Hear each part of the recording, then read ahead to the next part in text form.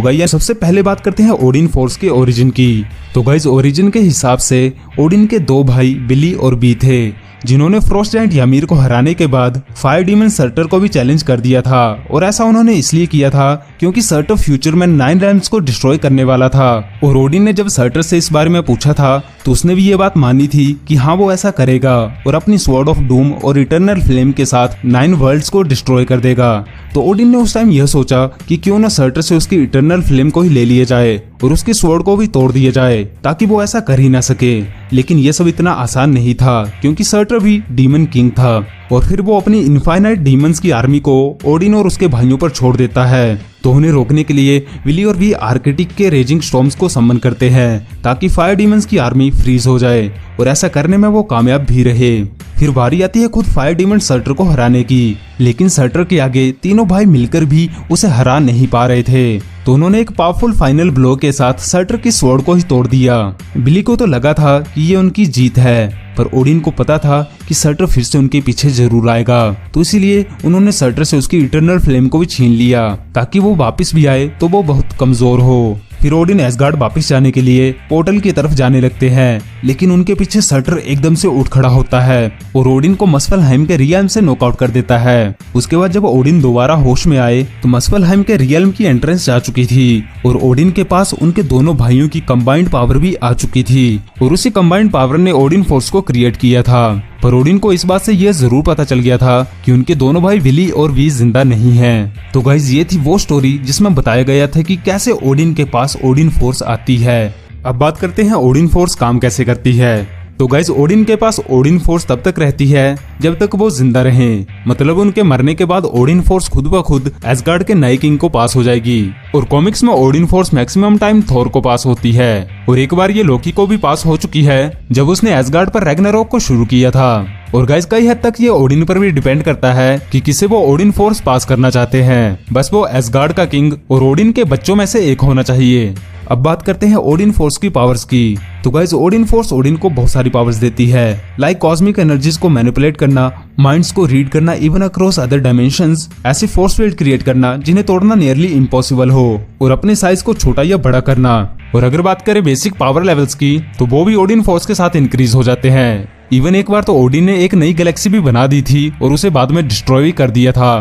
तो आप इससे आइडिया लगा सकते हैं कि ओडिन फोर्स ओडिन की पावर्स को कितना ज्यादा बढ़ा देती है। इसके अलावा ओडिन फोर्स ओडिन को और भी बहुत सी कूल पावर्स प्रोवाइड करती है, जैसे टाइम मैनिपुलेशन, मरे हुए लोगों या गॉड्स को जिंदा करना और किसी को वर्दी या अनवर्दी बनाना। जैसे ओडिन ने थॉर 1 में म्योनियर पर एक पावरफुल एन्चेंटमेंट लगाई थी ताकि कोई वर्दी ही म्योनियर को उठा सके। यहाँ तक कि एक स्टोरी आर्क में जब थोर ओडिन फोर्स के डायमेंशन में पहुंच गया था तो वहाँ ओडिन फोर्स ने खुद ओडिन की इमेज में थोर को बताया था कि ओडिन फोर्स कोई एनर्जी की फॉर्म नहीं है, दरअसल ये एक ऐसी पावर है जिससे वो कुछ भी कर सकता है। लिटरली गाइस जो कुछ भी ये गैलेक्सी या मल्टी गैलेक्सी लेवल पर इमेजिन किया जा सकता है वो ओडिन फोर्स कर सकती है। और गाइस एक गैलेक्सी भी बहुत बड़ी होती है, लाइक अगर हमारी खुद की मिल्की वे गैलेक्सी की बात करें तो उसमें around 30 billion solar system exist कर सकते हैं। बाकी गाइस ओडिन फोर्स के साथ जो कुछ भी बोला जाएगा वो सच हो जाएगा, मींस ओडिन फोर्स से रियलिटी को भी चेंज किया जा सकता है, पर यह सब मैक्सिमम मल्टी गैलेक्सी लेवल तक ही काम करेगा।